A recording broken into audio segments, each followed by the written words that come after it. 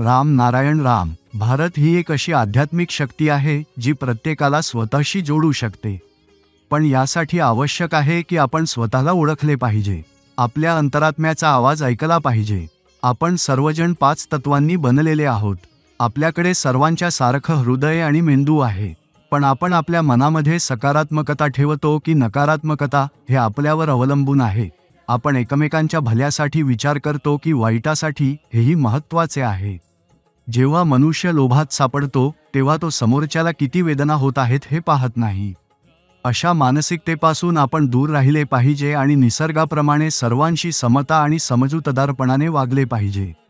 जसं निसर्ग कधीच भेदभाव करत नाही तशीच नीती आपल्यानेही अंगीकारली पाहिजे. निसर्गाने आपल्याला खूप काही दिलं आहे जे जीवन संपूर्ण बनवण्यासाठी पुरेसं आहे. प्रत्येक व्यक्तीच्या आत विवेक आणि चेतना असते. आपण आपल्या अंतरात असलेल्या विवेक आणि चेतनेचा आवाज ऐकल्यास आपल्याला योग्य ज्ञानाची अनुभूती होईल.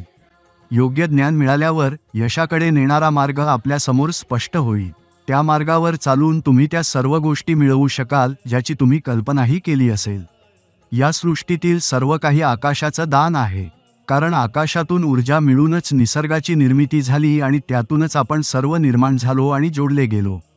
थोडा विचार करा, निसर्गाशिवाय आपण एक श्वाससुद्धा घेऊ शकतो का? आपण त्याच्याशिवाय जिवंत राहू शकतो का? आकाशातच सर्व नक्षत्र आणि तारे आहेत. सूर्यापेक्षा कित्येक पटीने मोठे नक्षत्र आकाशात आहेत. जेव्हा सृष्टीची निर्मिती झाली तेव्हा ती एक अणुप्रमाणे लहान होती. पण हळूहळू तिचा विस्तार होत गेला आणि ती विशाल झाली. आकाशाच्या ऊर्जेमुळेच आपलं मन, मेंदू आणि विवेक निर्माण झाला. हाच विवेक आणि चैतन्य आपल्याला जीवन जगण्याचा योग्य मार्ग दाखवतो. हा विवेक वेळोवेळी आपल्याला सावध करतो जेव्हा आपण काही चुकीचं करत असतो.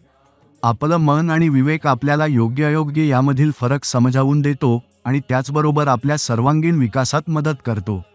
तुम्ही आतापर्यंत हे नक्कीच समजलं असेल की निसर्ग नेहमी एका क्रमबद्ध पद्धतीने कार्य करतो. हीच व्यवस्था सगळ्यांना एकत्र बांधून ठेवते.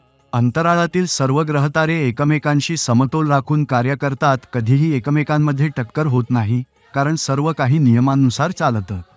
आकाशात कधी भेदभाव नसतो, द्वेष नसतो. मग पृथ्वीवरच का द्वेष, असूया, वैर निर्माण होतं? का माणसं एकमेकांशी भेदभाव करतात, कधी धर्माच्या, कधी जातीच्या नावावर?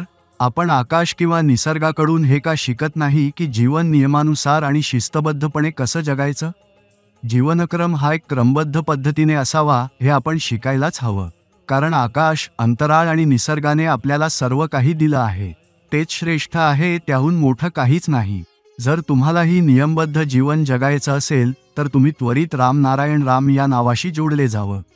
हाच तो बीज मंत्र आहे जो तुमच्या जीवनात सार्थक परिवर्तन आणतो. आजपर्यंत लाखो लोकांनी या नावाशी जोडून आपलं जीवन सुधारलं आहे. त्यांनी जीवनाचा खरा अर्थ समजून घेतला आहे.